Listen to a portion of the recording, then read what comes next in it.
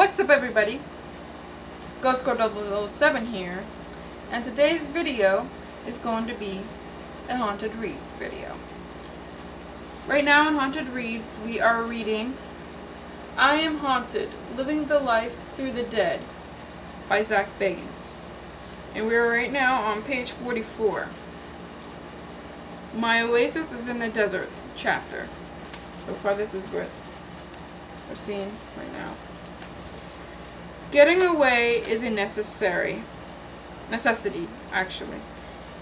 In the days leading up to a lockdown, we do a lot of preparation and talk to a lot of people.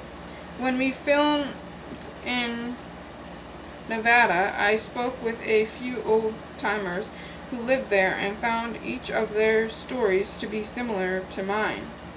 One used to live in Las Vegas and had escaped to this old mining town because life was simpler there. And another was slowly being overtaken by disease and wanted to spend the rest of his days away from the noise of society. At times like these, I find myself face to face with who I may become when the time is right. There are only a couple hundred people living in Paochi today. It is one of those communities where everyone gathers around a grill and the old fire truck drives in with Santa riding atop it for the kids at Christmas. It's those simple pleasures of life that I pine for, preserved in Norman Rockwell style in these little towns that time has turned a blind eye to. I'm not saying that Paochi is a perfect, ideal place, but it is far less noisy and pretentious than mainstream America. And I always seem to be drawn to these type of towns. People who live in towns like these don't obsess over Bieber and the Kardashians, and the local press is more concerned with irrelevant civics issues than with worshipping pop stars and socialites. This day and age makes me sick sometimes. It's disgusting and selfish in so many ways that it drives me to separate from it. That's one reason I love traveling. It gives me the chance to escape into these nooks and crannies of space and time. But my experience is always a little different from everyone else's. Being a sensitive and an empath, I'm not just visiting an old town looking at run-down buildings. I can actually feel the spirits and their energy. If you put a blindfold on me, put me in a van, and drop me off in a town like Paochi, I can instantly feel that I am in a different time. It's a therapeutic escape that I miss after the shoot is over, and I am back in loud, neon Vegas. Traveling to these places off of the beaten path is my privilege and my sanctuary. I'm definitely a guy who prefers the road less traveled. These temporary release from the noise of society is one reason I keep making ghost adventures. It is a serene island in an ocean of chaos. Everyone wishes they could go back in time and feel what it was like to live in a different world, at least temporarily. We all enjoy the comforts of modern life, like medicine, transportation, electricity, and running water, and I have to admit that I'm no different. Some of my favorite spots to film are old Wild West mining towns in the desert. I've been all over Nevada in the southern west towns in the desert. I've been all over Nevada in the southern west and have swallowed more than my fair share of dust. But the more desolate a space is, the more I enjoy it. Bananac Ghost Town in Montana is beautiful. Historic old towns like Gettysburg are in insanely cool to me as well. I love a location with a good story, and the colonial East Coast has a ton of stories to tell. On set, I'm no longer in 2014, I'm in the 18th or the 19th century. I wear my cowboy hat and boots, or whatever the location calls for.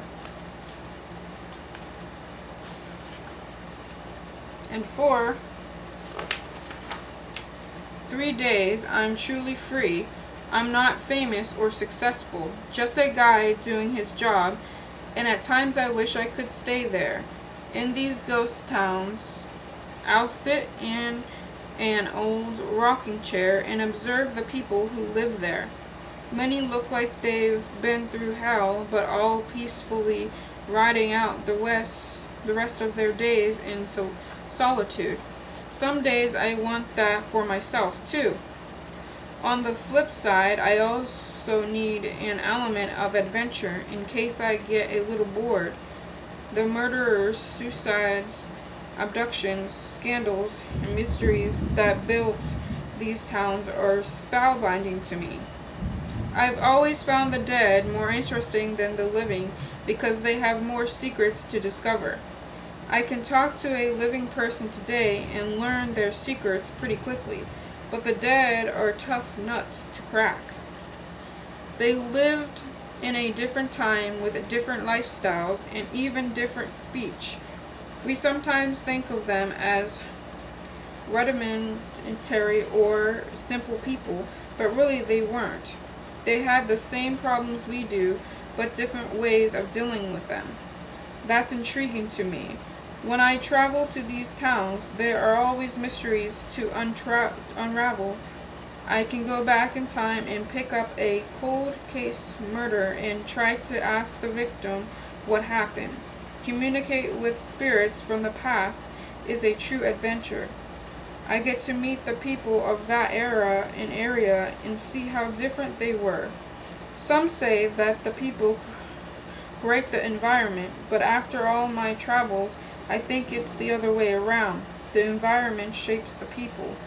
Those who live in a dirty place tend to be meaner, less trustworthy, and more violent. People who are brought up in a nicer place are likely to have better manners and care more about helping others. This is a generalization, of course, but I observed a lot of people and find it to be true a lot of the time. Many people are stuck in a bad environment or situation that they can't get away from.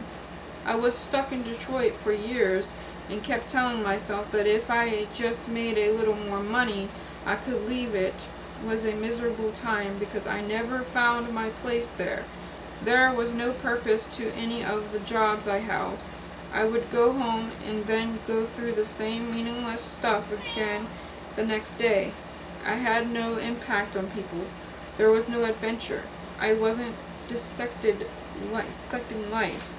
I love the Out West. I've been here before, just not in this life.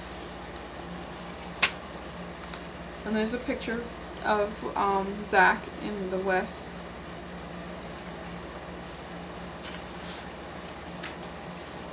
To uncover its mysteries. That's how I wanted to live, but I wasn't sure how to accomplish it. As a kid, I used to fear that my life would be wasted. I would agonize over how I was going to live this finite life. We have only so much time. After all, I didn't want my only experience with the different cultures to be on TV or in the pages of National Geographic. I wanted to visit the canyons, the Kansas plains, the Virginia battlefields, and the California coast. I wanted to see the world instead of being stuck in just one part of it. I wanted to feel the energies of new places and different people, and I wanted to experience the glories of history.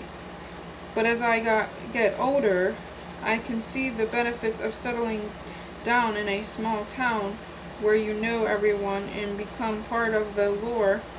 I absorb energy like a sponge everywhere. I go.